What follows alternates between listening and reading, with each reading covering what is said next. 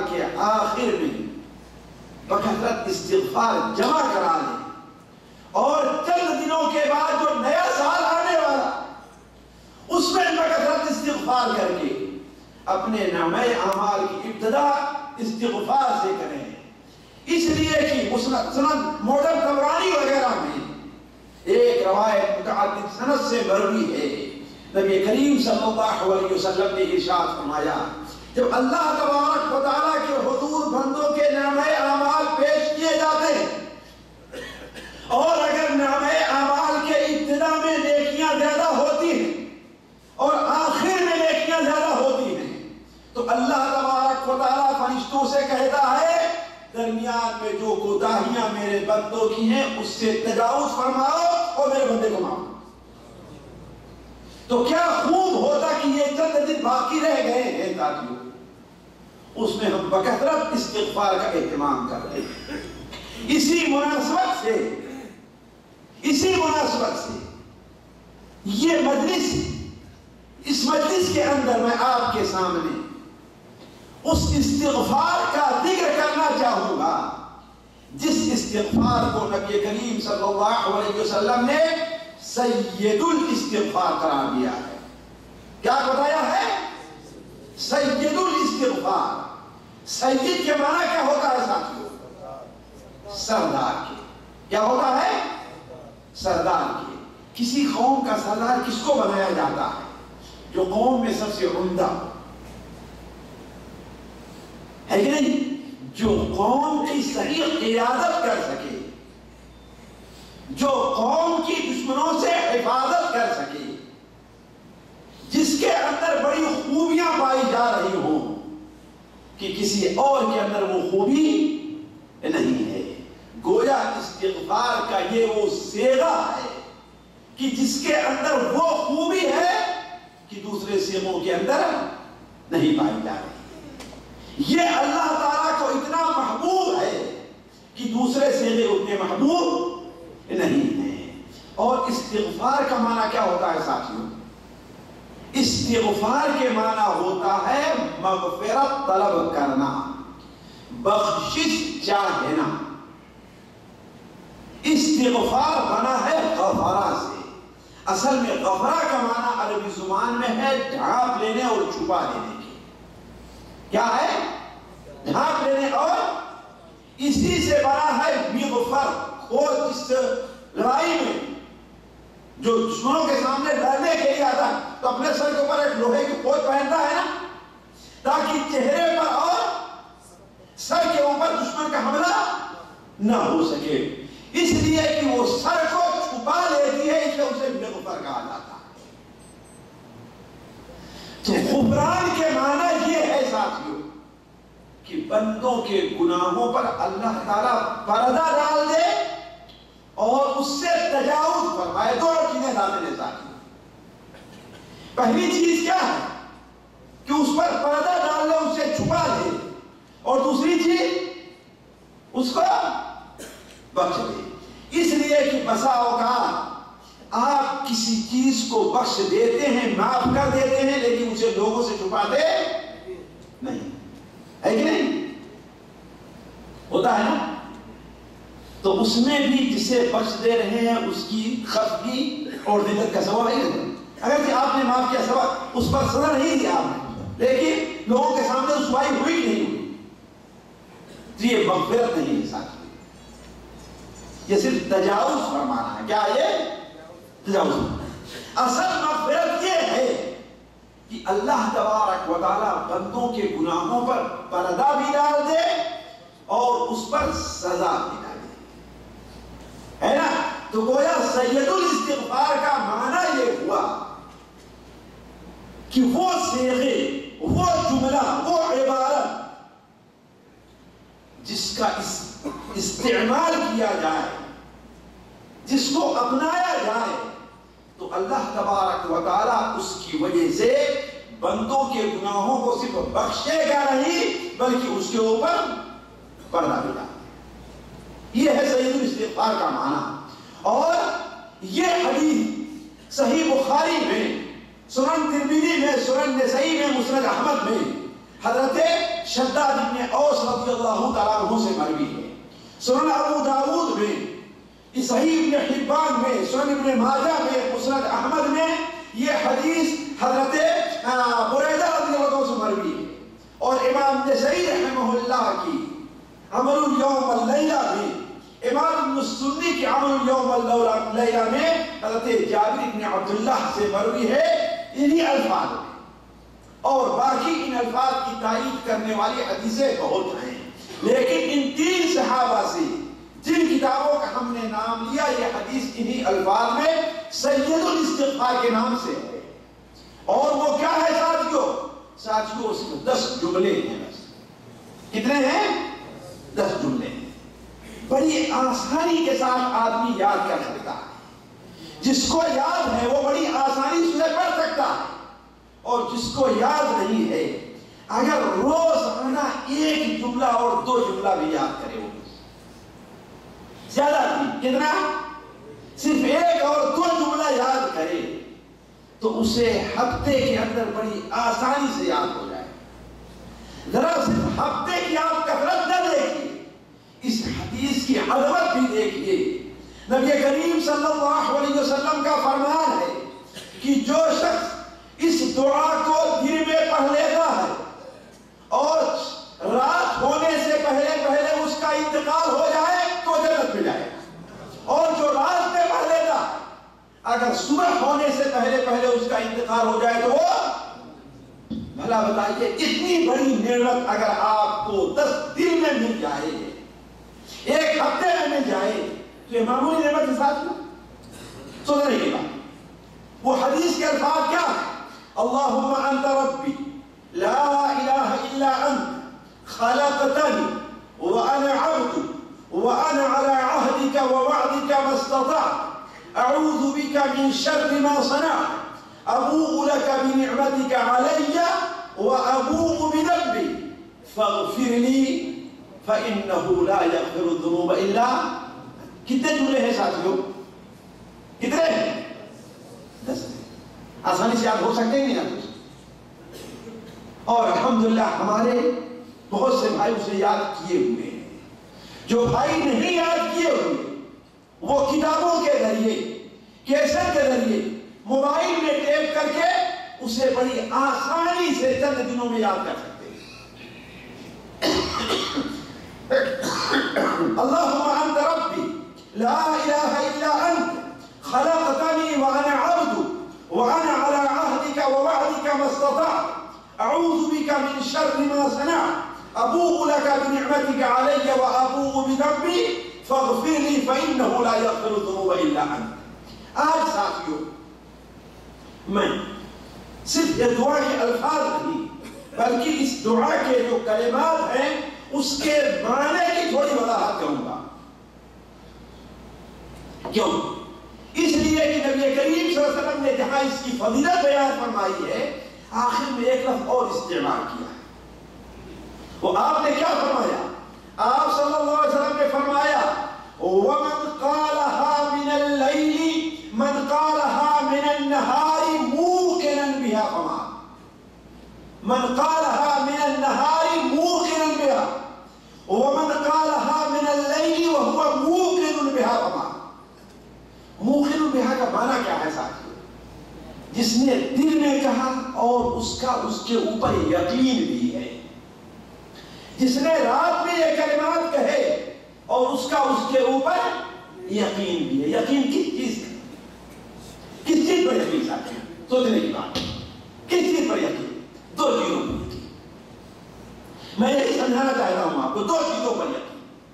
ایک تو یہ 10 جملے اس کا معنی اور مفہوم کیا ہے، ہمارا اس کے مطابق ایمان کیسا ہونا چاہیے، اور دوسرا جو وعدہ نبی صلی اللہ علیہ وسلم نے اس پر کیا ہے، یعنی وعدہ کیا کیا ہے؟ اگر کوئی آدمی یقین کے ساتھ کرتا ہے تو وہ جنت میں جائے گا، اس پر بھی یقین ہونا چاہیے۔ تو یقین کتنی چیزوں پر ہے ساتھیوں؟ 2 چیزوں پر۔ ایک یہ جملے جو اس میں ذکر کیے گئے ہیں آخر وہ ہم سے کس چیز کا تقاضا کرتے ہیں؟ اس کے ایمان عقیدہ ہمارا عمل کیسے ہونا چاہیے، پہلی چیز یہ۔ اور دوسری چیز کہ اس کی جو فضیلت بیان کی گئی ہے اس فضیلت پر بھی ہمارا یقین ہو کہ ہمارے نبی نے بیان فرمایا ہے تو حق ہے۔ اگر ہم نے یقین سے الفاظ کو پڑھ لیا صبح کو، شام تک ہمارا انتقال ہو جائے تو یقین ہم جنت میں جائیں گے، ہمارے اور جنت درمیان کوئی چیز رکاوٹ کرنے والی کیوں؟ اس لیے کس کا فرمان ہے؟ نبی صلی اللہ علیہ وسلم کا فرمان۔ تو ساتھیوں اس لیے میں اختصار کے ساتھ ان جملے کا کہ 10 جملے کا معنی کیا ہے اس کو تھوڑا سا آپ کے سامنے رکھنا چاہوں گا۔ توجہ دیں کہ پہلی چیز اللہ تعالیٰ فرماتا ہے اللہم، پہلی چیز کیا ہے؟ نبی صلی اللہ علیہ وسلم فرمایا اللہم انت ربی۔ اس کا معنی کیا ہے؟ اے اللہ تعالیٰ تو ہی میرا رب ہے۔ اس کا معنی کیا ہے؟ اے اللہ تعالیٰ تو ہی میرا رب ہے۔ رب کی معنی ہوتا ہے کیا؟ رب کی معنی ہوتا ہے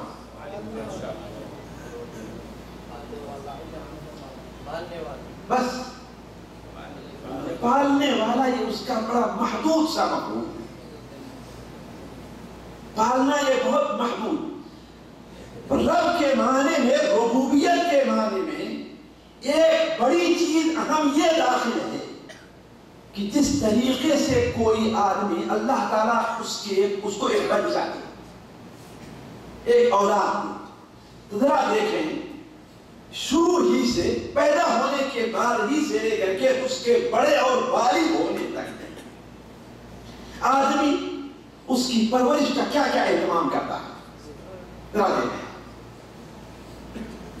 یہ اس لیے بتا رہا ہوں ذرا آپ سوچیں کہ اللہ تعالیٰ آپ کا رب ہے تو اس کا معنی کیا ہے کہ وہ آپ کا رب ہے، اس کے بدلے آپ نے اللہ کو کیا دیا تھا۔ اس لیے کہ آدمی جب بچہ رہتا ہے تو اس کے والدین اس کی خوراک کا بھی خصوصی اہتمام کرتے ہیں، کس جگہ اسے رکھا جائے اس کا بھی خصوصی اہتمام کرتے ہیں، یہ کس عمر کا ہے اس کے ساتھ کیا معاملہ کیا جائے اس کا بھی خصوصی اہتمام کرتے ہیں۔ اس لیے کہ آپ جانتے ہیں سال 2 سال کے بچے کے ساتھ جو باپ کا معاملہ رہتا ہے وہ 10 سال والے کے ساتھ نہیں ہے۔ بات صحیح نہیں؟ تو اصل میں یہ سارا معنی تربیت میں داخل ہے۔ اسی لیے علماء کہتے ہیں کہ پرورش کرنے والا بتدریج یعنی آہستہ آہستہ نگرانی کر کے اور خدمت کر کے عبادت کر کے اسے کمال تک پہنچائے، یہی ربوبیت اور پرورش ہے۔ اسی لیے پرورش کے معنی میں ساتھیوں انتظام کرنے والا بھی داخل ہے۔ کیوں؟ اس لیے کہ جس بچے کی پرورش آپ کے ذمہ ہے، آپ اس کی رہائش کا بھی انتظام کرتے ہیں، اس کے کھانے پہننے کا بھی انتظام کرتے ہیں، اس کی تعلیم و تربیت کا بھی انتظام کرتے ہیں، اس کے مستقبل کا بھی انتظام کرتے ہیں۔ اب صحیح نہیں صحیح؟ تو یہ ہے اللہ تعالیٰ۔ اللہ تبارک و تعالیٰ دیکھیں ساتھ الحمدللہ رب العالمین، تمام جہان کا رب ہے ساتھیوں، صرف انسانوں کا نہیں، انسانوں میں صرف مومنوں کا نہیں، مومنوں میں صرف نیک لوگوں کا نہیں، کس کا رب ہے؟ تمام جہان کا رب ہے۔ اسی لیے اللہ تبارک و تعالیٰ جس طریقے سے ایک مومن کو روزی دیتا ہے ایک کافر کو بھی روزی دیتا ہے۔ اسی لیے ساتھیوں جہاں اللہ تبارک و تعالیٰ ایک مومن کی دعا قبول کرتا ہے وہیں ایک کافر کی دعا بھی قبول کرتا ہے۔ بہت سے لوگ اس نقطے کو سمجھتے نہیں کہ فلاں صاحب کسی قبر کے پاس کہیں چلے گئے، دعا کیا ان کی دعا قبول ہو گئی، وہی قبول ہو گئی۔ کیوں؟ اس لیے کہ دعا کا قبول کرنا یہ اللہ کی شان ربوبیت ہے، وہ رب العالمین ہے، ساری دنیا کا رب ہے، ایک دنیا کا نہیں۔ فرشتوں کا بھی وہی رب ہے، انسانوں کا بھی وہی رب ہے، جنوں کا بھی وہی رب ہے، بلکہ جو کیڑے مکوڑے ہیں ان کا بھی رب ہے۔ عجیب ساتھیوں، اس کی ربوبیت کی شان عجیب ہے، عجیب ہے اس کی ربوبیت کی شان۔ ایک بھینس ہے، ایک گائے ہے، ایک بکری اس کا بچہ پیدا ہوتا، ابھی چند سیکنڈ بھی نہیں گزرے کہ وہ کھڑے ہو کر کے ماں کی چھاتی تلاش کرنا شروع کرتا ہے بس صحیح نہیں؟ اسے کس نے بتایا؟ کس نے سکھایا تھا؟ آپ سوچیں کس نے سکھایا اسے؟ بچہ ابھی ماں کے پیٹ سے باہر نہیں آیا کہ اللہ تبارک و تعالیٰ اس کی روزی ماں کے سینوں میں ہے کہ نہیں؟ اور ماں اپنی چھاتی بچے کے منہ میں لگاتی نہیں ہے کہ بچہ اسے چوسنا شروع کر دیتا ہے۔ کس نے بتایا کہ کیسے چوسا جائے؟ بتائیے کس نے بتایا؟ یہ ہے اللہ تعالیٰ کی ربوبیت ساتھ۔ الحمدللہ رب العالمین۔ ذرا دیکھیے، آپ اپنے بچے کو تیرنا سکھاتے ہیں، لیکن بھینس اپنے بچے کو تیرنا سکھاتی ہے؟ جی، گائے اپنے بچے کو تیرنا سکھاتی ہے؟ کس نے سکھایا اسے؟ یہ طریقہ کس نے بتایا؟ رب العالمین۔ بلکہ ساتھیوں، میں اس موضوع کو چھیڑنا نہیں چاہتا، عجائب اور غرائب اس دنیا میں پائے جاتے ہیں۔ اس دنیا میں بعض ایسے کیڑے مکوڑے ہیں ساتھیوں کہ جو اپنے دشمن کے اوپر اپنے ہاتھ سے اپنی تلوار سے حملہ نہیں، بلکہ ان کے جسم سے ایک نہایت ہی 100 ڈگری گرم مادہ نکلتا ہے جو دشمن کے اوپر پہنچ کے اسے ختم کرتا ہے۔ 100 ڈگری گرم رہا کرتا اور اس کے جسم کے اندر موجود ہے، اسے نہیں جلاتا۔ ذرا سوچیں۔ بلکہ سائنس دانوں نے ٹیلی ویژن پر یہ چیزیں آج کل نیٹ پر آسانی سے آپ لوگ دیکھ سکتے ہیں، ایک ایسے پھول کا پتہ لگایا ہے جو نہایت خوبصورت اور رنگ برنگے رہا کرتے ہیں، وہ ایسے کیا جاتا ہے، لیکن اس کی غذا ہے کیا؟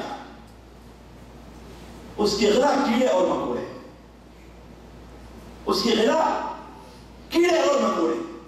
اس کی خوبصورتی کو دیکھ کر کے کوئی کیڑا، مکھی ہے یا کوئی اور چیز ہے، جیسے ہی اس کے اندر جاتی ہے بڑی تیزی کے ساتھ بند ہو جاتا ہے اور پھر وہی کیڑا اس کے جسم کی غذا ہو جاتا ہے۔ یہ کس نے بتایا ہے؟ آپ بتائیں۔ ھذا خلق اللہ، یہ اللہ تعالیٰ کی خلق ہے، یہ اللہ کی تخلیق ہے، اللہ نے پیدا کیا ہے، وہی اس کا رب۔ یہ ذرا دیکھیے، ایک بے جان چیز کی غذا کس کو بنا رہا ہے؟ ایک جاندار چیز بنا رہا ہے۔ اور تجربہ کرنے والوں نے کہا اگر آپ اس میں انگلی رکھیے اپنی تو نہیں بند ہوگا، آپ پتھر ڈالیے اور نہیں بند ہوگا۔ آسمان سے بارش کا پانی بڑے بڑے قطرے گرتے ہیں لیکن وہ بند نہیں ہوتا۔ لیکن اگر کوئی جانور جو اس کی غذا ہے وہ آتا ہے، جتنی تیزی سے آپ اپنا ہاتھ نہیں بند کرتے اس سے تیزی کے ساتھ وہ بند ہو جائے گا۔ اس لیے بسا اوقات مکھی یہاں پر بیٹھی رہتی ہے، آپ بڑی تیزی کے ساتھ ہاتھ بند کرتے لیکن وہ اٹھ جاتے ہیں، ہے وہ صحیح نہیں صحیح؟ لیکن وہ اتنی تیزی کے ساتھ بند ہوتا ہے کہ مکھی اڑ کے جا نہیں ہوتی۔ یہ ہے رب العالمین ساتھ ہو رہا ہے، یہ ہے رب العالمین۔ اسی لیے حضرت موسیٰ علیہ السلام سے جب فرعون نے کہا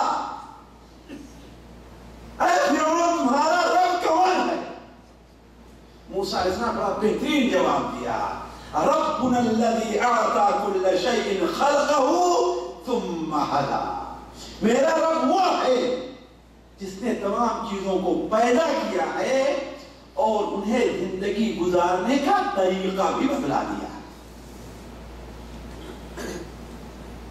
بھلا بتائیے، ایک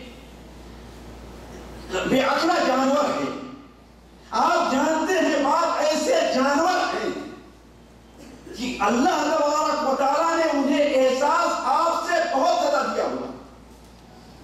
آج کل کتوں کو منشیات سونگنے پتہ لگانے کے لیے استعمال کرتے ہیں، نہیں استعمال کرتے ہے کہ نہیں؟ آپ سے زیادہ احساس ان کو دیا ہوا ہے اللہ تعالیٰ نے۔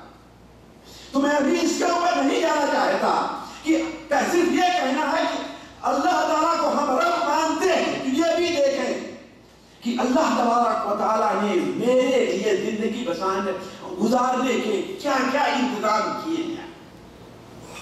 آخر لوگوں نے کیسے پتا لگایا کس یونیورسٹی میں پڑھ کر کے دیہاتیوں کو کہ فلاں چیز گرم ہوتی ہے اور فلاں ٹھنڈی ہوتی ہے؟ کس نے بتایا؟ آخر پرانے حکیموں کو ان جڑی بوٹیوں کے بارے میں کس نے بتایا؟ ساتھیوں کس یونیورسٹی میں پڑھائی نہیں ہوتی ہے؟ ذرا سوچو. کس انجینئر نے بتایا ہے؟ ان کو سوچنے کی بات. کس نے بتایا؟ وہی اللہ تعالیٰ. اس کے اور کوئی نہیں.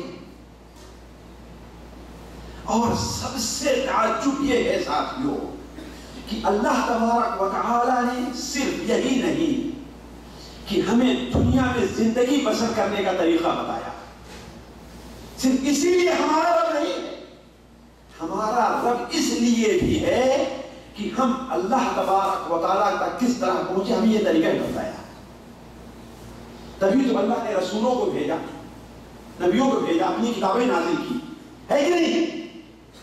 اسی لیے حضرت موسیٰ علیہ السلام جب فرعون کے ظلم سے بھاگے اپنے ساتھیوں کو لے کر کے, سامنے سمندر تھا اور پیچھے فرعون کا لشکر تھا.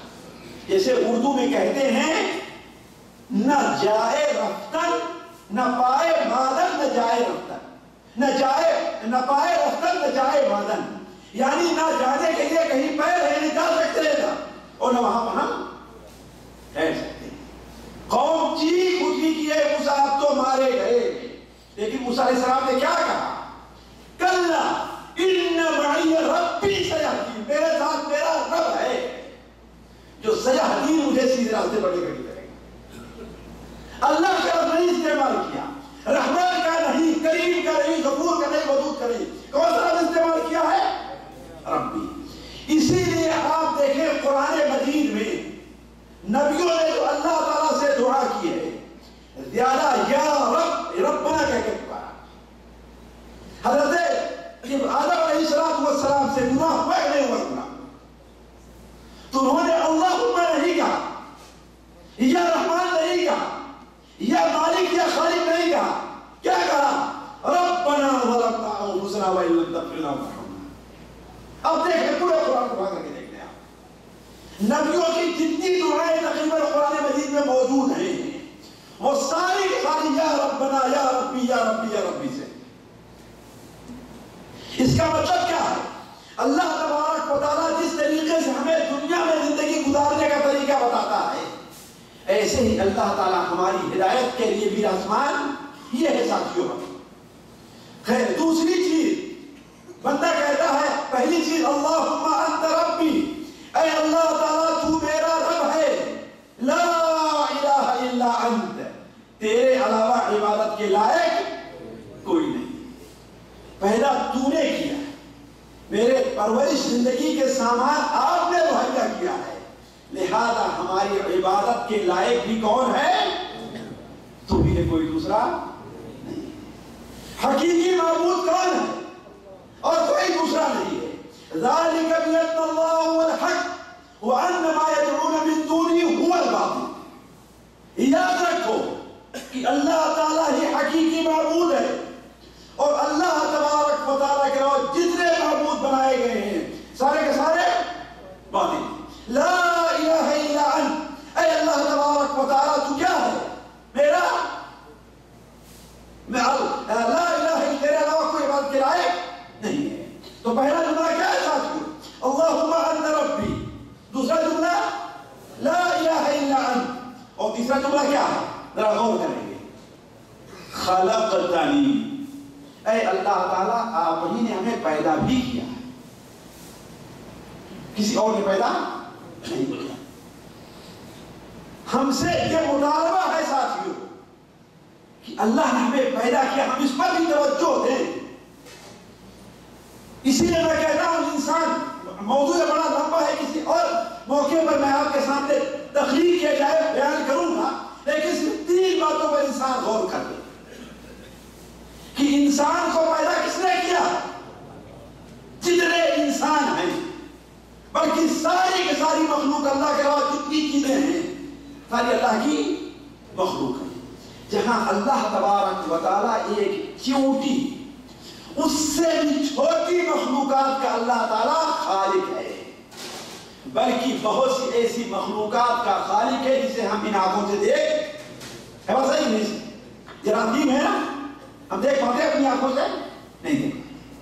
اسی طریقے سے اللہ تعالیٰ عرش عظیم کا بھی خالق ہے، جو اتنا بڑا ہے، اتنا بڑا ہے عرش عظیم کہ ساتوں آسمان اور ساتوں زمین مل کر کے اگر کسی ٹکیل میدان میں ایک گول ہلکا دائرہ بنا دیا جائے تو عرش کے مقابلے میں اتنی بھی اہمیت ان کی نہیں. تو اتنی بڑی مخلوق کا بھی خالق ہے اور اتنے سمندروں کا بھی خالق ہے ذات میں اللہ. اتنے پہاڑوں کا خالق کون ہے یہ؟ اسی لیے بندہ کہتا ہے لا الہ الا انت، اے اللہ تیرے علاوہ کوئی یہ بات کے لائق نہیں ہے، انت خلقتنی، آپ ہی نے ہمیں پیدا کیا ہے. اسی لیے ہم کہتے ہیں کہ انسان اپنی تخلیق سے متعلق چند چیزوں پر غور کر لے تو اسے اپنی کمزوری کا، اپنی اللہ کے سامنے مجبوری کا، اپنے اللہ تعالیٰ کے سامنے ضرورت مند ہونے کا اور اللہ تبارک و تعالیٰ کے عظیم ہونے کا انسان کو یہ یقین ہو جائے. پہلی چیز تو یہ ہے کہ انسان کو اللہ تعالیٰ نے پیدا کیا اور انسان کچھ بھی نہیں ہے. یہ قرآن کی بات ہے، میری بات نہیں ہے. انسان کو اللہ نے پیدا کیا لیکن انسان پہلے کچھ بھی نہیں تھا. بھلا بتائیے آپ کی عمر اگر 50 سال ہے، 50 سال سے پہلے آپ کیا تھے؟ 100 سال ہے، 100 سال پہلے آپ کیا تھے؟ 30 سال ہے، 30 سال پہلے آپ. اسی لیے اللہ تعالیٰ فرماتا هل أتى على الإنسان حين من الدهر، کیا انسان پر ایک وقت ایسا نہیں آیا لم يكن شيئا مذکورا، وہ کوئی قابل ذکر چیز نہیں، بلکہ ایک وقت ایسا آیا کہ انسان کچھ بھی نہیں. یہ بتائیے یہاں پر جتنے لوگ موجود ہیں وہ کب سے اس روئے زمین کے اوپر ہے؟ کوئی بتا سکتا ہے؟ اس روئے زمین پر کب سے بتا، کب سے ہیں روئے زمین پر؟ 1000 سال پہلے سے ہیں جی صحیح کہا آپ نے. کب سے ہیں اس روئے زمین پر؟ آپ ہم جتنے لوگ اور قیامت تک جتنے لوگ آئیں گے اس زمین پر اسی وقت سے جب سے حضرت آدم علیہ السلام کو اس دنیا میں اتارا گیا ہے. لیکن ہے کہاں؟ کچھ پتا ہے؟ آپ کی پیٹھ میں ذرا سوچیں کتنے انسان، کتنے مرد اور عورت ہیں، ذرا سوچیں. اس لیے کہ آپ کی نسل سے جتنے لوگ قیامت تک پیدا ہوں گے سب کے سب آپ کی پیٹھ میں موجود ہیں. دنیا کی کوئی بچی اس کا اندر ہے، اس کا پتہ نہیں لگا سکتا. اس کا پتہ کون لگا سکتا ہے؟ کس کو معلوم ہے جی؟ اسی لیے حضرت آدم علیہ السلام کو مسند احمد کے اندر روایت ہے کہ اللہ تبارک و تعالی حضرت آدم کو عرفہ کے میدان میں کھڑا کیا اور ان کی پیٹھ کے اوپر اپنا دایاں ہاتھ پھیرا تو قیامت تک جتنے پیدا ہونے والے لوگ ہیں وہ زمین کے اوپر آ گئے. ہم بھی تھے، آپ بھی تھے، سارے کسی کو یاد ہے؟ کسی کو یاد نہیں. لیکن ہر ایک نے اللہ تعالیٰ سے وعدہ کیا ہے. اللہ نے پوچھا الستو بربکم، سب نے کہا کہ اللہ تعالیٰ ضرور تو ہی میرا رب. تو گویا ہم زمین پر کب سے ہیں ساتھیوں؟ لیکن پیٹھ، سینے اور پیٹھ کے درمیان ہم منتقل ہوتے آئے تھے. سینے اور پیٹھ کے درمیان ہم منتقل ہوتے. اسی لیے حضرت زکریا علیہ السلام نے جب اللہ تعالیٰ سے دعا کی کہ اے اللہ تعالیٰ میں بوڑھا ہو گیا، میرے بال سفید ہو گئے، میری ہڈیاں کمزور ہو گئی، اے اللہ تعالیٰ کوئی اولاد تو عطا کر. دعا تو کر لیا، لیکن جب اللہ تعالیٰ نے ان کی بیوی کو حمل سے کیا تو تعجب ہوا یہ کیسے ہوگا؟ میری بیوی تو بانجھ ہے، میری ہڈیاں بوڑھی ہو گئی ہیں، لوگ کہیں گے کہ اس سوکھی ہوئی لکڑی میں اب کہاں سے ہریالی آنے والی ہے، کہاں سے روزگاری آنے والی؟ لیکن اللہ نے اس کا کیا جواب دیا؟ کیا جواب دیا؟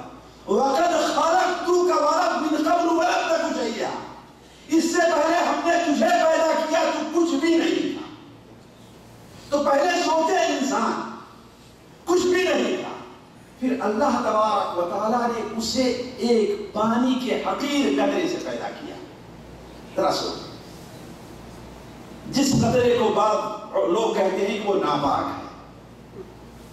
ہے بات صحیح ہے؟ اسی سے پیدائش ہے کہ نہیں پیدائش؟ ذرا سوچیں نا، اندر لگائیں اللہ کی قدرت کا اور اللہ کے آپ کے اوپر رحم و کرم کا اندازہ لگائے کہ اللہ تعالیٰ نے اسی ایک قطرے سے آپ کو ایسا خوبصورت چلتا پھرتا سوچتا جاگتا دوڑتا پھرتا انسان بنا دیا۔ آخر اسی قطرے سے ہے نا، اسی لیے تو اللہ نے ارشاد فرمایا الم نخلقکم من ماء مہین، کیا ہم نے تمہیں ایک حقیر پانی سے نہیں پیدا کیا ہے؟ فَلْيَنظُرِ الْإِنسَانُ مِمَّا خُلِقَ، انسان دیکھے کہ کس سے پیدا کیا گیا۔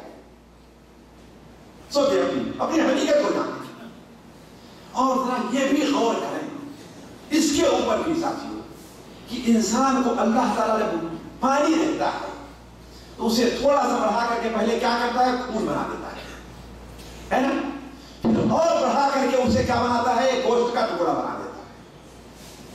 بھلا بتائیے اسی پانی سے یہ مضبوط ہڈیاں اللہ تعالیٰ نے بنائی نہیں بنائی؟ ذرا سنیں کہ کہیں سب بن کر کے آئیں آپ، آخر اسی پانی سے بنی آپ کی ہڈیاں۔ ذرا سوچیں، یہ اللہ کی قدرت دیکھیے، اللہ کی قسم اللہ کی قدرت عجیب ہے۔ کتنے انسانوں کو اللہ نے دنیا میں پیدا کیا ہے، لیکن جو انسان بے عین ہی ایک شکل و صورت کو نہیں ہے، دور سے آپ کو دونوں ایک لیکن قریب آ کر کے ملائیں تو صحیح نہیں صحیح۔ یہ اللہ کی قدرت دیکھیے، ذرا سوچیں۔ اسی لیے اللہ تعالیٰ نے اپنی تخلیق میں غور کرنے کا حکم دیا ہے، اسی لیے تو نبی نے سکھایا کہ اقرار کرو کہ انت خلقتنی، اے اللہ تبارک و تعالیٰ تو ہی ہے جس نے ہمیں پیدا کیا، ورنہ دنیا میں کسی کے بات نہ تھا۔ ساتھیو دنیا کے لوگوں کا معاملہ تو یہ ہے کہ اگر آپ کی ایک انگلی کٹ جائے یہاں سے، اتنی انگلی کٹ جائے آپ کی، تو دنیا کی کوئی طاقت آپ کے لیے انگلی بنا سکتی ہے؟ ذرا سوچیں، پلاسٹک کی بنائے گی ضرور، لیکن آپ کی انگلی جیسے انگلی کوئی بنا سکتا ہے سر؟ جی خود آپ اپنی حیثیت دیکھیں، اگر کوئی کہے کہ میں 1,00,000 ریال آپ کو دوں گا، آپ اتنی انگلی کاٹ کر کے مجھے کتاب دینے کے لیے تیار ہوں گے؟ ساتھیوں تیار ہوں گے آپ؟ ذرا سوچیں آپ کتنی قیمتی ہیں، اللہ نے کتنا قیمتی بنایا ہے، لیکن اس کے باوجود اللہ تعالیٰ کی ناشکری کرتے ہیں۔ فَلْيَنظُرِ الْإِنسَانُ مِمَّا خُلِقَ، سوچے انسان کی چیز سے پیدا کیا گیا، تو اسی پانی کے قطرے سے اللہ تعالیٰ نے پہلے خون کا قطرہ، پھر گوشت کا ٹکڑا، پھر اس کے بعد اس کی ہڈیاں بنانی شروع کی، پھر ہڈیوں پر اللہ نے گوشت چڑھانا شروع کیا، ہے کہ نہیں؟ اور نتیجہ یہ ہے کہ ایک خوبصورت سا ایک انسان بن کر کے نکلا۔ لَقَدْ خَلَقْنَا الْإِنسَانَ فِي أَحْسَنِ تَقْوِيمٍ، انسان کو ہم نے کیا پیدا کیا؟ ایک بہترین شکل و صورت کی۔ ساتھیوں بات شاید آپ کی دلچسپی کی ہو، لیکن وقت نہیں، ذرا سوچ لے انسان، صرف اتنے حصے پر سوچے انسان، پورے جسم کے اوپر نہیں۔ اسی لیے بعض علماء نے بعض سائنس کا صرف انسان کی تخلیق پر غور کر کے مسلمان ہو گئے،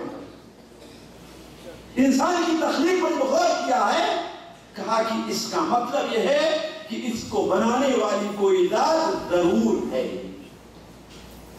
ذرا سوچیں آپ کے جسم کے اندر 360 بڑی بڑی ہڈیاں ہیں نا، ذرا سوچیں آپ اسی ہاتھ میں سوچیں کتنی ہڈیاں ہیں، اور کوئی تو ہڈی برابر نہیں ہوتی۔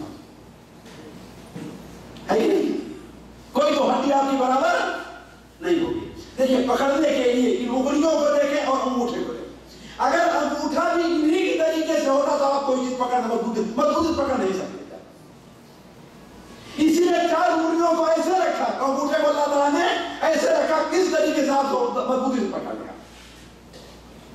یہ کوئی کارخانہ بنایا ہے کسی نے ساتھیوں؟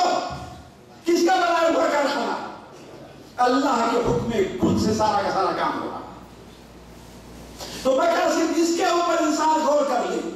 اللہ تعالیٰ نے کان دیے دو ناکیں دی ہیں. ایک ناک دی، اس میں 2 سوراخ ہیں، 2 آنکھیں ہیں اور ایک منہ. میں اس کے اعجاز پر بھی نہیں صرف غور کرنے صرف ایک بات پر میں توجہ دلاؤں گا. آپ خدا دیکھیں، ایک بات پر توجہ دلاؤں گا. انسان کے منہ میں پانی ہے کہ نہیں پانی؟ انسان کی آنکھ میں پانی ہے کہ نہیں پانی؟ انسان کے ناک میں پانی ہے کہ نہیں پانی؟ اور انسان کے کان میں پانی ہے کہ نہیں پانی؟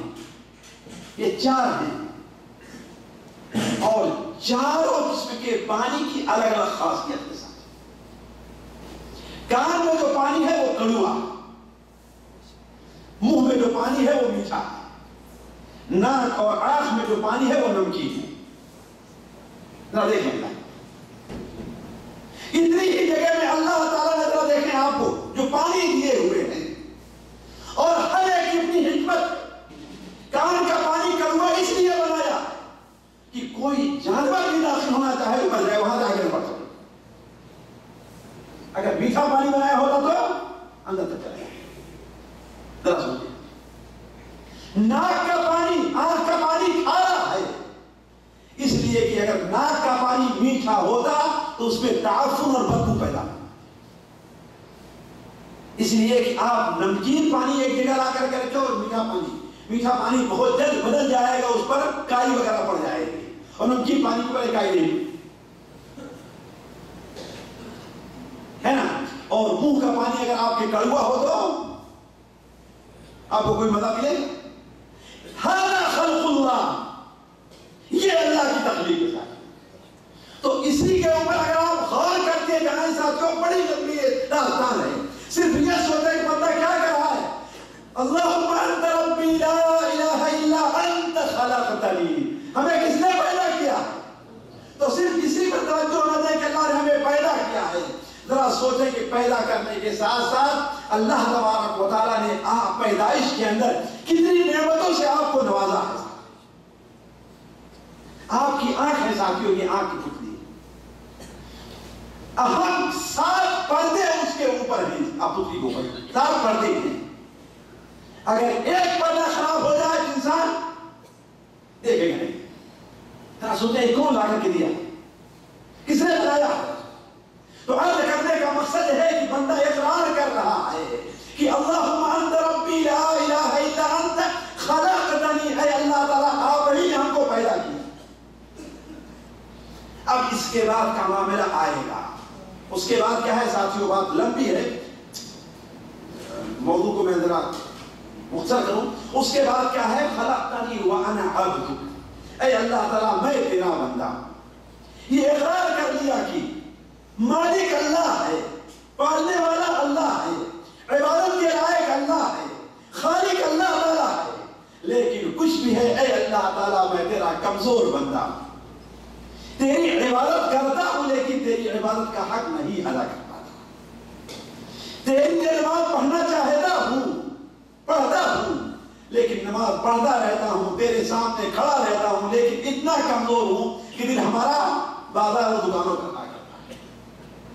اے اللہ تعالیٰ صرف تیرے گھر کی زیارت کے لیے جاتا ہوں، لیکن دل ہمارا کہاں لگا رہتا ہے؟ اپنے گھر پر لگا رہتا ہے. یہ ساری کمزوری ہے کیا؟ اس لیے کہ وَأَنَا عَبْدُكَ، میں تیرا مجبور بندہ ہوں. اور ساتھیوں انسانیت کا کمال یہی ہے کہ انسان اللہ تعالیٰ کا مجبور بندہ بن کر کے. اسی لیے بھائی عائشہ بیان فرماتی ہے کہ ایک بار نبی کریم صلی اللہ علیہ وسلم اپنے دونوں پیروں پر بیٹھ کر کے کھا رہے تھے. تو ہم نے کہا اے اللہ کے رسول صلی اللہ علیہ وسلم آپ ذرا اطمینان سے بیٹھ جائیے، ٹیک لگا کر کے کھائیے تو آپ کے لیے آرام ہوگا. مائی عائشہ بیان فرماتی ہے کہ نبی صلی اللہ علیہ وسلم نے اپنے سر کو جھکا لیا اور اتنا نیچے کیا کہ آپ کے بال ضمیر پر لگنے لگے اور کہا کہ یا عائشہ انما انا عبد، اے عائشہ میں اللہ کا ایک بندہ ہوں. جس طریقے سے غلام اپنے آقا کے سامنے بیٹھتا ہے ویسے میں بیٹھوں گا اور ویسے بٹھاؤں.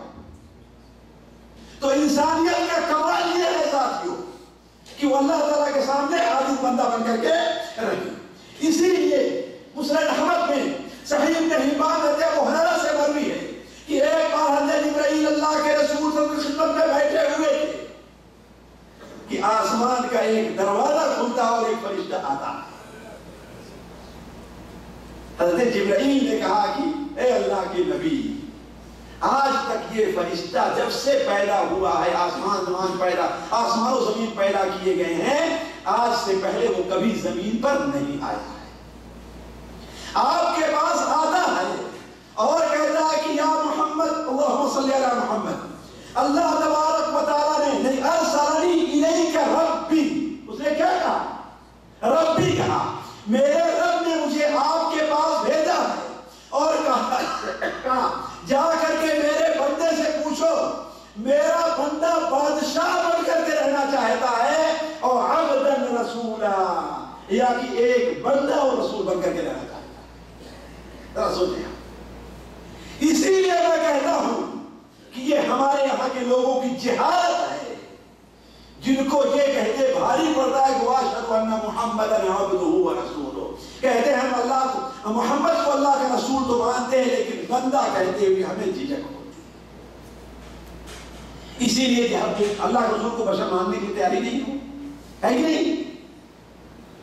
بشر ماننے کے لیے تیار نہیں، یہ نہیں مانتے کہ بشر ہونا اللہ کے رسول کے لیے وہ اونچا مقام ہے کہ حضرت آدم ابو البشر کو اللہ تعالیٰ نے تمام فرشتوں سے سجدہ کروایا ہے کہ نہیں؟ اور نبی کریم صلی اللہ علیہ وسلم کا یہ مقام ہے کہ اللہ تبارک و تعالیٰ نے اپنے نبی کو جب عرش کے پاس بلایا، آسمان پر بلایا اللہ تعالیٰ نے، اور معراج کرائی، اسراء کرائی، تو وہاں پر اپنے بندے کے لیے عبد ہی کا لفظ استعمال کیا ہے۔ سبحان الذی جی اسری بعبدہ، پاک ہے وہ ذات جس نے اپنے عبد کو، اپنے بندے کو اسراء کرائی ہے۔ فأوحى إلى عبده ما أوحى، اللہ تعالیٰ نے اپنے بندے کی طرف جو وحی کرنی تھی وحی کی۔ عبودیت کا یہ مقام ہے ساتھیوں، اس لیے انسان کے لیے سب سے یہ اونچا مقام ہے کہ انسان اللہ تعالیٰ کے خالق اور مالک ہونے کے سامنے اپنی عاجزی اور اپنی کمزوری کا اظہار ہے، یہ سب سے اونچا مقام۔ اسی لیے تو جب نبی صلی اللہ علیہ وسلم سے اس فرشتے نے کہا کہ اللہ تعالیٰ پوچھ رہا ہے کہ آپ بادشاہ بن کر کے رہنا چاہتے ہیں یا کہ عبد رسول بن کر کے رہنا چاہتے ہیں، آپ نے حضرت جبرائیل کی طرف دیکھا تو حضرت جبرائیل نے کہا کہ تواضع لربک، تواضع لربک، اپنے رب کے سامنے آپ عاجزی کا اظہار کیجئے۔ تو آپ نے کہا کہ میں اللہ کا رسول اور بندہ بن کر کے رہنا چاہتا ہوں، بادشاہ بن کر نہیں رہنا چاہتا۔ اسی لیے مطلب ساتھیوں انسانیت کا کمال یہ ہے، عبودیت کا کمال یہ ہے کہ انسان اللہ تبارک و تعالیٰ کے سامنے کیا کرے، اپنی بندگی کا اور اپنے کمزور بندہ ہونے کا، اپنے عاجز بندہ ہونے کا۔ اسی لیے اللہ تعالیٰ دنیا میں اپنے بڑے بڑے محبوبوں کے سامنے یہ واضح کر دیا کہ اگر قادر مطلق ہے تو کون ہے، اور بندہ خواہ کتنے اونچے مقام تک پہنچ جائے اللہ کی مرضی کے سامنے مجبور محض ہے۔ حضرت ابراہیم علیہ السلام اپنے باپ کی مغفرت کے لیے دعا کرتے رہے، اللہ نے نہیں مانا۔ حضرت نوح علیہ السلام اپنے بیٹے کے ایمان کے لیے، نجات کے لیے دعا کرتے رہے، اللہ نے نہیں مانا۔ صرف مانا ہی نہیں بلکہ اللہ نے کہا کہ اے نوح اس کے بعد اس بارے میں ہم سے گفتگو نہ کرنا، کوئی اجازت نہیں ہے آپ بات کرنا ہے، بات صحیح نہیں۔ نبی کریم صلی اللہ علیہ وسلم ساتھیوں سمجھنے کی کوشش کی ہے توحید کو کہ اللہ کس قدر جابر ہے، کس قدر مختار کل ہے کہ اس کی جابریت میں، اس کے اختیار میں دنیا کے بڑے بڑے مالک، بڑے بڑے حاکم کو، رسول کو، نبی کو، ولی کو ایک ذرہ برابر اختیار حاصل نہیں۔ یہ ہے توحید، اس کو جاننا چاہیے اور اس میں اسی کا اظہار ہے۔ اللہم انت ربی لا الہ الا انت خلقتنی وانا عبد، اے اللہ تعالیٰ میں تیرا بندہ۔ اس کے آگے بندہ کیا کہتا ہے؟ میں تیرا عاجز بندہ تو ہوں اے اللہ تعالیٰ، لیکن اس کے باوجود وانا علی عہدک ووعدک ما استطعت، ہم سے جتنا ہو سک رہا ہے۔ آپ نے جو الست میں وعدہ دیا تھا کیا میں تیرا رب نہیں ہوں، میں اس کے اوپر قائم ہوں۔ آپ نے اپنے جو واجبات ہمارے اوپر رکھے ہم اس کے اوپر حتی الامکان قائم ہیں. ہم سے جتنا ہو سکتا ہے ہم نماز پڑھ رہے ہیں, جو ہو سکتا ہے ہم تیری عبادت کر رہے ہیں, اور اس کے ساتھ ساتھ ہم اس وعدے پر بھی ایمان رکھتے ہیں, اس لیے کہ آپ کے نبی نے فرمایا ہے کہ جو انسان اللہ کی عبادت کرے اور اس کے ساتھ کچھ بھی شرک نہیں کرتا ہے تو اللہ تعالیٰ اسے جنت میں داخل کرے گا. میں اس وعدے کے اوپر بھی قائم ہوں, ایمان رکھتا ہوں. تو وَعَلَى عَهْدِكَ وَوَعْدِكَ مَا اسْتَطَعْتُ أَعُوذُ بِكَ مِنْ شَرِّ مَا صَنَعْتُ. اے اللہ تبارک و تعالی, جو کچھ برا کام مجھ سے ہو جا رہا ہے میں اس کے شر سے آپ کی پناہ میں آنا چاہتا ہوں. برا کام کیا ہے ساتھیو؟ انسان کبھی نیکی کرتا ہے لیکن وہ برا کام ہوتا ہے. اب صحیح نہیں سے انسان کبھی کبھار نیکی کرتا لیکن وہ کیسے نماز پڑھتا ہے اور دکھانے کے لیے پڑھتا ہے کہ نہیں؟ برا ہوا کہ نہیں ہوا؟ روزہ رکھتا ہے لیکن دکھانے کے لیے, کسی کی مدد کیا لیکن فوری احسان جزا دیا, برا ہو گیا نہیں برا. اور جو گناہ اور برائی کرتا ہے وہ تو ہے ہی. لہذا انسان اللہ تعالیٰ سے یہ بھی دعا کر رہا ہے کہ اے اللہ تعالیٰ جو برا کام ہم سے ہو جا رہا ہے, نیک کام تو انشاءاللہ تو قبول کرے گا ہی, اس کے اوپر تمہیں کوئی عذاب نہیں دے گا, لیکن جو برا کام ہو رہا ہے خواہ واجبات کے ترک سے ہو, محرمات کے انکار سے ہو, یا تیرے احکام ہے ان کے اوپر عمل کرنے کی حیثیت سے ہو, اگر اس کے اندر کہیں شر پایا جا رہا ہے تو اس کے شر اے اللہ تعالیٰ ہم تیری پناہ میں آنا چاہتے ہیں. مانا کیا ہے تیری پناہ میں آنے کا؟ ایک آپ کا بچہ ہے, ایک 5 سال کا اور ایک 8 سال کا, دونوں لڑتے ہیں. 5 سال کا بچہ دوڑتا ہے مارنے کے لیے, 8 سال کا بچہ دوڑتا ہے مارنے کے لیے کس کو؟ اپنے 5 سال والے بھائی کو. بھائی کیا کرتا ہے؟ وہ بھاگ کر کے کہاں جاتا ہے؟ اپنے باپ کے ماں کی گود میں. کیوں؟ یہ سمجھتے ہوئے کہ وہاں ہمیں حفاظت مل جائے گی. یہ ہے ساتھیوں عوض اور پناہ. یہ کیا ہے؟ عوض اور پناہ. یعنی گویا بندہ کس کی پناہ میں جا رہا؟ اللہ کی حفاظت میں جا رہا ہے گویا. تو اعوذ بک من شر ما صنعت ابوء لک بنعمتک علی. اے اللہ تبارک و تعالیٰ تیری جو بھی نعمت ہمارے اوپر ہے ہم تمام نعمتوں کا اعتراف کرتا ہوں. اللہ کی نعمتیں جی کوئی شمار کر سکتا ہے؟ صرف آپ کی آنکھ کی جو نعمت ہے, ابھی ہم نے مثال دیا تھا, یہ انگلی اگر آپ کی کٹ جائے, حالانکہ آپ کی زندگی گزارنے میں آپ کو کوئی پریشانی نہیں ہوگی, ہے کہ نہیں؟ باقی سارا کام کریں گے آپ اگر انگلی اتنی کٹ جائے. لیکن اگر کوئی اتنی بڑی نعمت ہے یہ انگلی کہ اگر 1,00,000 ریال دے تو آپ دینے کے لیے تیار نہیں ہوگے. ہے بس ہے کہ ذرا سوچیں کتنی نعمتیں ہیں آپ پاس. اگر صرف ایک آنکھ کی نعمت دے دیجیے آپ, اللہ کی قسم اللہ نے ہمیں جتنی نعمتیں ہیں کہ ہم اس کی قدر نہیں کرتے ہیں. ذرا سوچیں کہ اللہ کی کتنی احاطہ جو ہمارے پاس ہے, یہ اللہ کی کتنی بڑی نعمت ہے. ساتھیوں ہم نے ایسے لوگوں کو بھی دیکھے ہیں جن کے دونوں ہاتھ نہیں تھے. ذرا سوچیں ان کی زندگی کیسے گزر رہی. بلکہ ایک صاحب کو جس نے دیکھا اس نے بیان کیا کہ ان کے دونوں ہاتھ اس طریقے سے تھے کہ وہ اپنی بٹن نہیں کر سکتے. ذرا سوچیں بٹن بند کرنا, ہم روزانہ کتنی بار اپنی بٹن کھولتے ہیں اور بند کرتے ہیں. کبھی توجہ دی اس نعمت کے اوپر؟ کبھی توجہ دی اس نعمت کے اوپر؟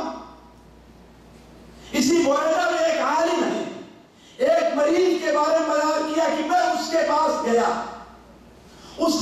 گیا تو وہ رو رہا تھا. کیوں رو رہا تھا؟ کہا کہ اللہ کی قسم میرا بچہ میرے بغل میں سویا ہوا ہے, ایک مکھی میرے اوپر آ کر کے بیٹھی تکلیف دے رہی تھی کہ میں آہستہ سے زبان زور سے بول نہیں پاتا, بلانے کی کوشش کرتا ہوں, بچہ وہ سن نہیں رہا میری آواز کو, اور میرے خود ہاتھوں میں اتنی طاقت نہیں کہ میں مکھی پڑا سکوں. آپ کتنی بار مکھی نہیں بڑی سے بڑی خطرناک چیز کو اپنے سے دور کرتے ہیں. کیا کبھی آپ نے اس ہاتھ کی نعمت پر غور کیا کتنی بڑی نعمت ہے؟ سوچنے کی بات. ایک آدمی ہی قریب شہر میں ایک بار ایک بیت الخلا میں داخل ہوا. تاکہ وہ بیت الخلا میں داخل ہوا, کسی طریقے سے اپنے ادار بند کو تو کھول لیا اس نے, لیکن اب پہن نہیں پا رہا. اللہ کی قسم ساتھیوں, ہمارے کے اندر ہی سے ایک آدمی کو آواز دیتا ہے, کہتا ہے دروازہ کھولو لیکن آنکھ نہ کھولنا, دروازہ کھولو لیکن آنکھ نہ کھولنا. یہ میرا تہبند ہے, میرا ادار بند ہے, اسے تم باندھ دو. آپ کتنی بار اپنا ادار بند کھولتے اور باندھتے ہیں ساتھیوں. کبھی آپ نے اس ہاتھ کی نعمت پر غور کیا؟ تو وَإِن تَعُدُّوا نِعْمَتَ اللَّهِ لَا تُحْصُوهَا. اسی لیے اس حدیث میں کیا کہا گیا؟ ابوء لَكَ بِنِعْمَتِكَ عَلَيَّ. اے اللہ تعالیٰ تیری جتنی نعمتیں ہمارے اوپر ہیں ان تمام نعمتوں کا میں اعتراف کرتا ہوں کہ آپ نے ہمیں دیا. وَأَبُوء بِذَنبِي. لیکن اس کے ساتھ ساتھ یہ بھی ہے کہ میں نعمتوں کا شکریہ نہیں ادا کر پا رہا ہوں, بلکہ شکر ادا کرنے کی بجائے میں کفران نعمت کر رہا ہوں. یہ آنکھ کی نعمت ہے, اس سے جو چیز نہیں دیکھنا چاہیے میں وہ دیکھ رہا ہوں. یہ ہاتھ کی نعمت ہے, اس سے جو نہیں پکڑنا چاہیے اس سے وہی چیز میں پکڑ رہا ہوں. یہ زبان کی نعمت ہے, اور زبان انسان کے جسم میں دل کے بعد سب سے بڑی نعمت ہے. انسان کے جسم میں دل کے بعد سب سے بڑی نعمت ہے. اسی لیے تو آپ نے بیان فرمایا لا يستقيم ایمان عبد حتى يستقيم قلبه ولا يستقيم قلبه حتى يستقيم لسانه. کسی بندے کا ایمان مکمل نہیں ہو سکتا یہاں تک کہ اس کا دل درست ہو جائے, اور کسی کا دل اس وقت تک درست نہیں ہو سکتا یہاں تک اس کی زبان. لیکن اس زبان سے ہم کتنے گناہ کرتے رہتے ہیں ساتھ میں تو نہیں کی بات. تو ابوء بنعمتک علیہ وابوء بذنبی. ان تمام چیزوں کے بعد اعترافات کے بعد بندہ کیا کہہ رہا ہے؟ 8 چیزوں کا اعتراف کیا. اللہم انت ربی, اے اللہ تو میرا رب ہے. لا الہ الا انت, تیرے علاوہ کوئی عبادت کے لائق نہیں ہے.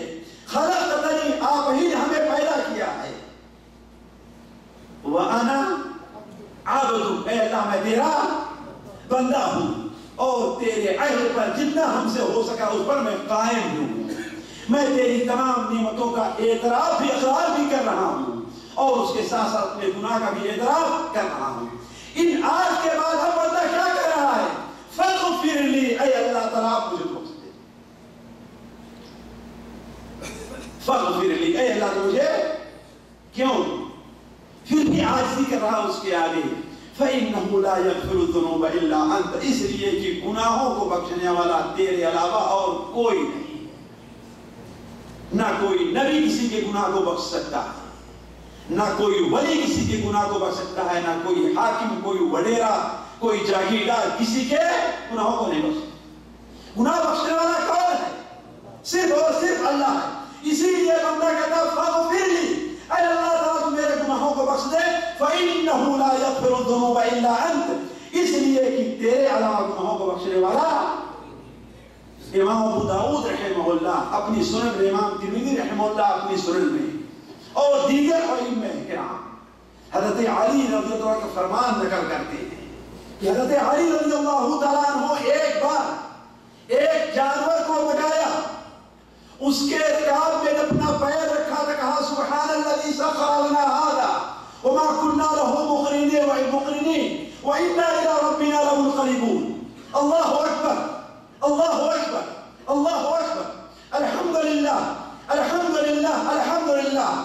سبحانك إني ظلمت نفسي فاغفر لي إنه لا يغفر الذنوب إلا أنت. اے اللہ تو بڑا عظیم ہے, تو بڑا پاک ہے, ہم نے اپنے اوپر بہت ظلم کیا ہے, تو مجھے بخش دے, اس لیے کہ تیرے علاوہ گناہوں کو کوئی بخشنے والا نہیں ہے.